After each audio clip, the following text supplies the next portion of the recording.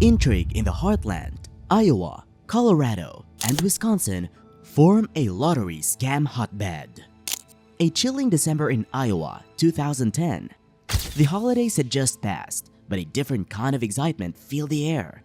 The Iowa lottery boasted a staggering $16.5 million hot lotto jackpot. Someone won, but the celebrations were short-lived. Weeks turned into months, and the winner remained a ghost. Calls flooded the lottery office, all claims bogus.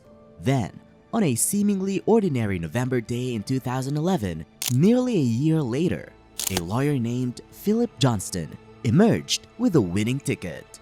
Relief washed over the lottery officials until a single question shattered the illusion.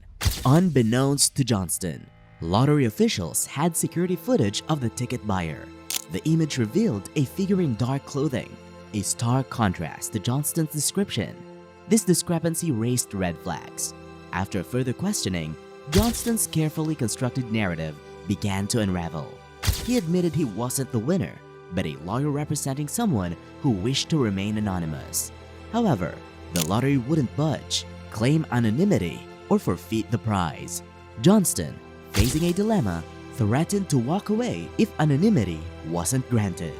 The call ended abruptly, leaving the lottery officials with more questions than answers. The situation was a head-scratcher unlike anything the lottery had ever seen, but the plot thickened just weeks later. On December 29, 2011, with mere hours left before the ticket expired, two sharply dressed men stormed into Lottery HQ. They claimed to be high-powered lawyers, flashing credentials from a respected Des Moines firm. They were not messing around. They declared and promptly presented the $16.5 million ticket. Everything seemed settled until it wasn't. These weren't the winners. Instead, they represented a mysterious trust, a company managing someone else's assets and offering layers of anonymity. The plot, already bizarre, took another unexpected turn. The plot thickens further. The trustee of this shaded trust, a company based in Belize, a notorious tax haven, turns out to be none other than Philip Johnston himself, the lawyer who first tried to claim the prize.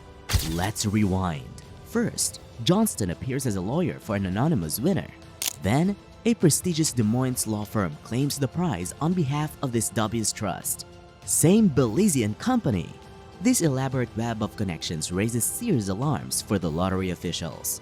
They refuse to pay, suspecting foul play, and involve the authorities. The investigation begins, but the identity of the ticket buyer and Johnston's motives remain shrouded in mystery for years to come.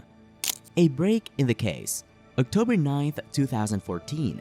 Years of investigation yielded little progress.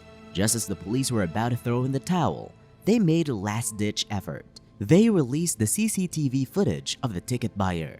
The tip that cracked the case came from a surprising source, Jason Marr, an employee at the Iowa lottery itself.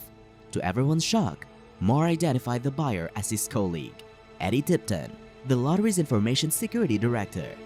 This was a major breakthrough, but it only raised more questions. How did Tipton, who couldn't legally play the lottery, get his hands on the winning ticket? What was his connection to Philip Johnston? And the most concerning theory, could Tipton have rigged the lottery system itself?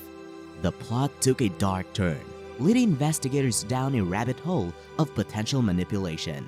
Tampering with the lottery's random number generator seemed like a near impossible feat. The machine resided in a locked, glass-walled room, accessible only by two people at a time under constant camera surveillance. Additionally, it wasn't connected to the internet or any external network. Despite these seemingly foolproof safeguards, suspicion fell on Eddie Tipton. A review of the secure room's activity log revealed a single, crucial detail.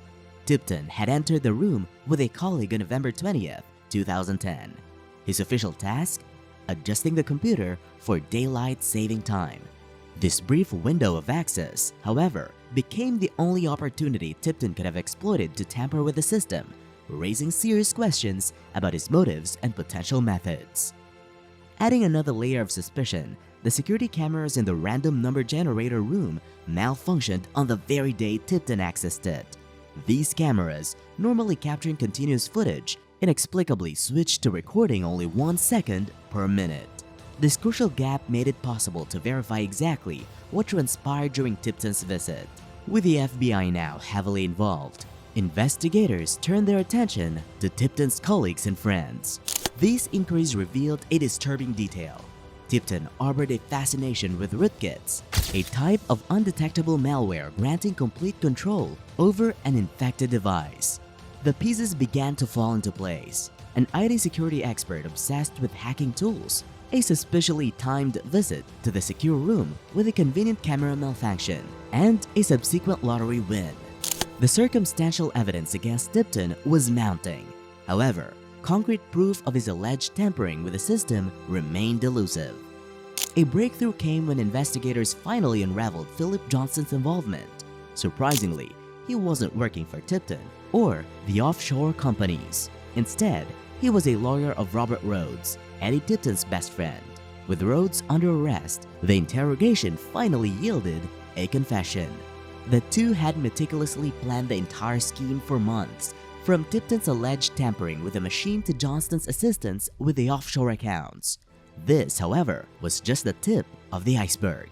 The investigation, now including the FBI, uncovered a series of past lottery wins linked to Tipton and Rhodes. In 2005, Eddie Tipton, conveniently positioned on the Colorado Lottery's random number generator construction team, saw his brother win a staggering $560,000.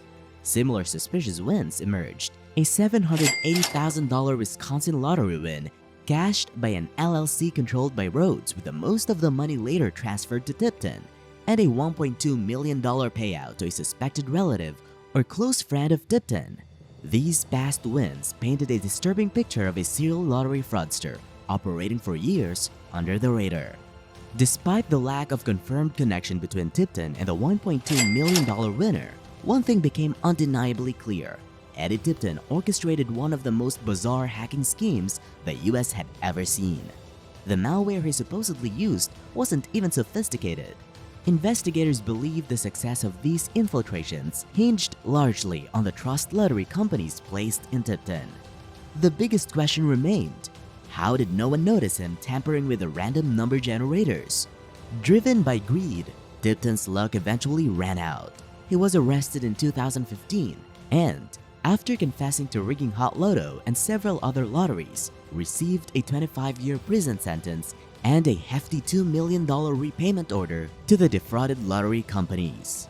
The case exposed vulnerabilities in lottery security and highlighted the dangers of insider threats. Tipton's 25-year sentence served as a stark reminder that even the seemingly perfect crime can crumble under the weight of investigation. And if you like this video, click the next one shown on the screen. I'm sure you'll like it. Thanks for watching.